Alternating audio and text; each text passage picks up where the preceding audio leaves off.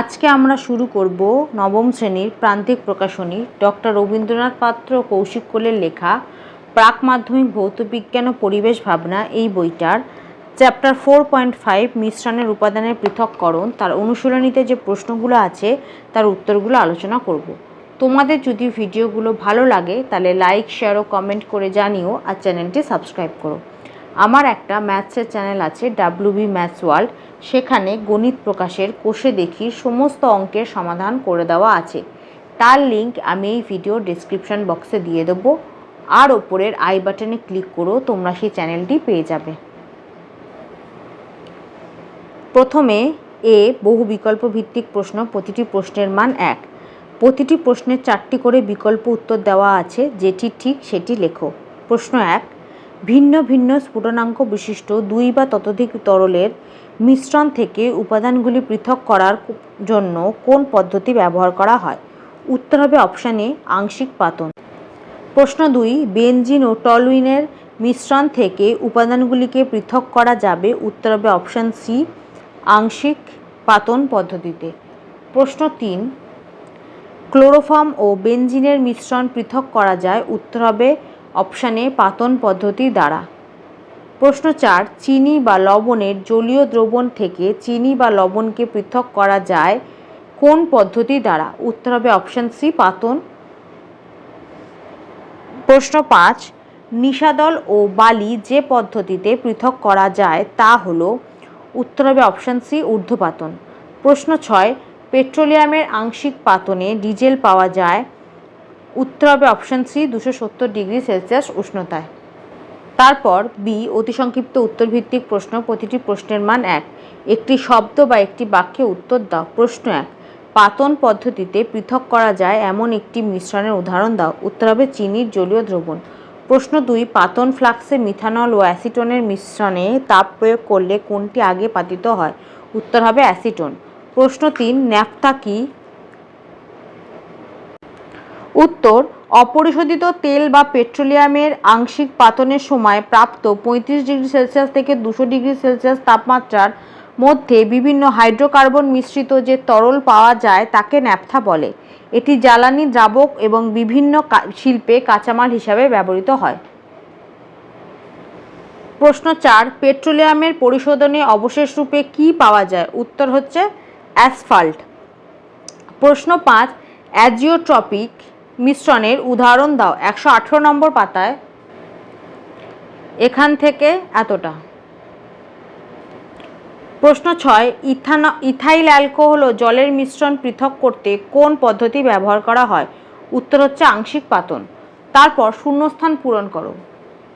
1, dash পদার্থের উপাদানগুলিকে সহজে পৃথক করা যায়? উত্তর হবে মৌলিক। 2, খনিজ তেল ড্যাশ পদ্ধতিতে পরিশোধন করা হয়? উত্তর হবে আংশিক পাতন।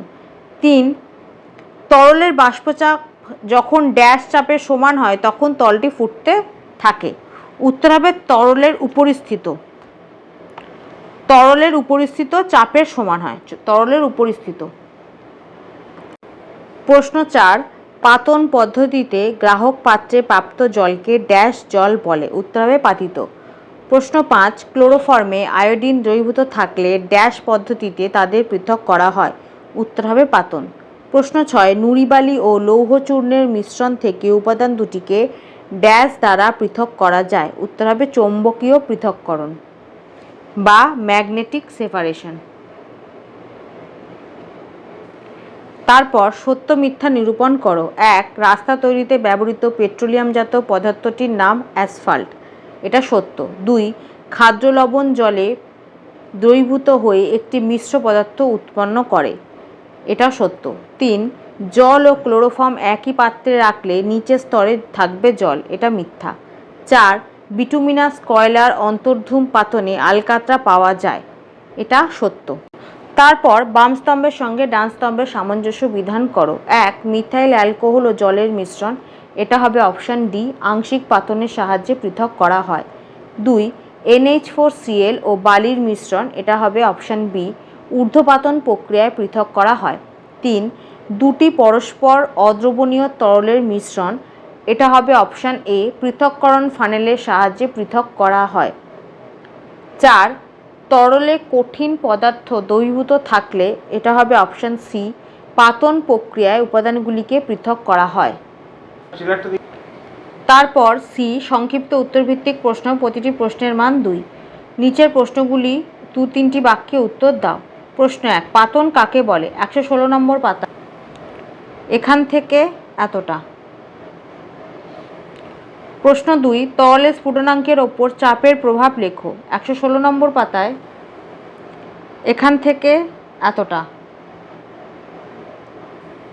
প্রশ্ন 3, আংশিক পাতন কাকে বলে? 117 নম্বর পাতায়। এখান থেকে এতটা।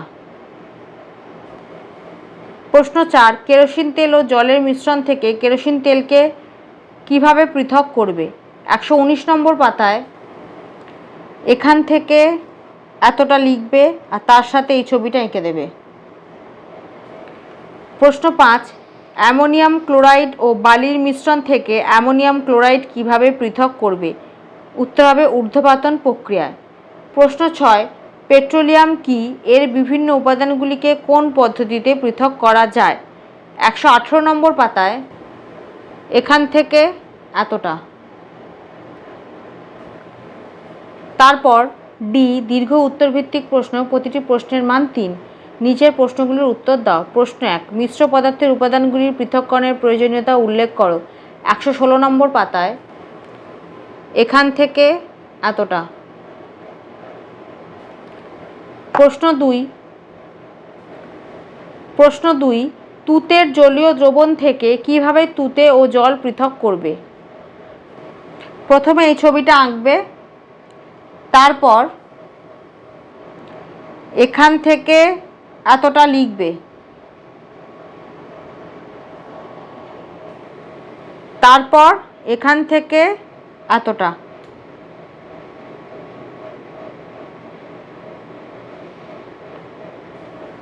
প্রশ্ন 3, বিভিন্ন স্ফুটনাঙ্ক বিশিষ্ট দুটি তরল মিথাইল অ্যালকোহল ও জলের মিশ্রণ থেকে উপাদান দুটিকে কিভাবে পৃথক করা যায়? 117 নম্বর পাতায়। প্রথমে এখান থেকে এতটা লিখবে, তারপর 118 নম্বর পাতায় এখান থেকে এতটা, আর তার সাথে এই ছবিটা এঁকে দেবে। প্রশ্ন 4, আংশিক পাতন প্রক্রিয়ায় আংশিক পাতন স্তম্ভের কার্যকারিতা উল্লেখ করো। 117 নম্বর পাতায়। এখান থেকে এতটা।